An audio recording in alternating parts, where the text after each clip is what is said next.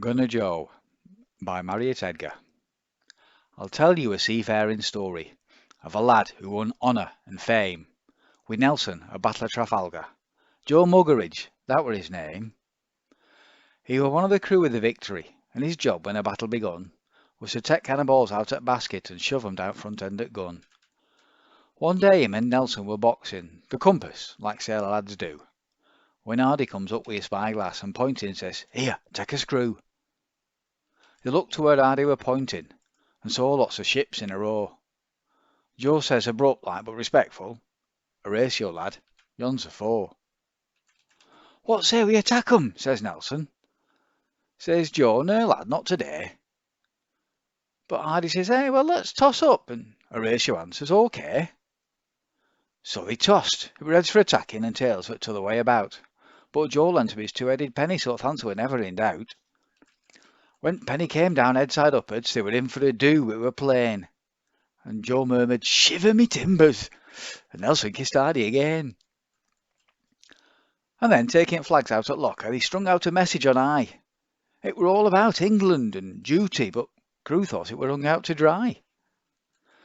They got the guns ready for action, and that gave 'em trouble enough, 'cause they hadn't been fired all summer, and touch holes were bunged up with fluff. Now Joe's cannon, it weren't half a corker. The cannonballs went 3 foot round, and they weren't no toy balloons neither, they weighed close on 65 pound. Joe, selecting two at largest, were going to load double for luck, when a hot shot come in through the porthole and a gunpowder barrel got struck. By gum, there weren't half an explosion, and gun crew were filled with alarm, as out of the porthole went Joseph with a cannonball under each arm. At that moment up come the boatswain. He says, "Where's Joe?" and Gunner replied, "He's taken 2 cannonballs with him and gone for a breather outside." "Do you think he'll be long?" said the boatswain. And Gunner replied, "If as how he comes back as quick as he left us, he should be here any time now." And all this time Joe, treading water, was trying his hardest to float. He shouted through turmoil of battle, "Tell someone to lower a boat!" He'd come to the top for assistance, and then down to the bottom he'd go, and this up and down kind of existence made every bugger laugh except Joe.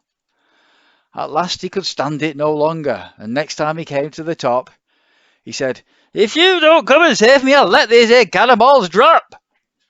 It were Nelson that finished who saved him, and he said Joe deserved the VC. But finding he hadn't one handy, he gave Joe an egg for his tea. And after the battle was over, and vessel was safely in dock, the sailors all saved up the coupons and bought Joe a nice marble clock.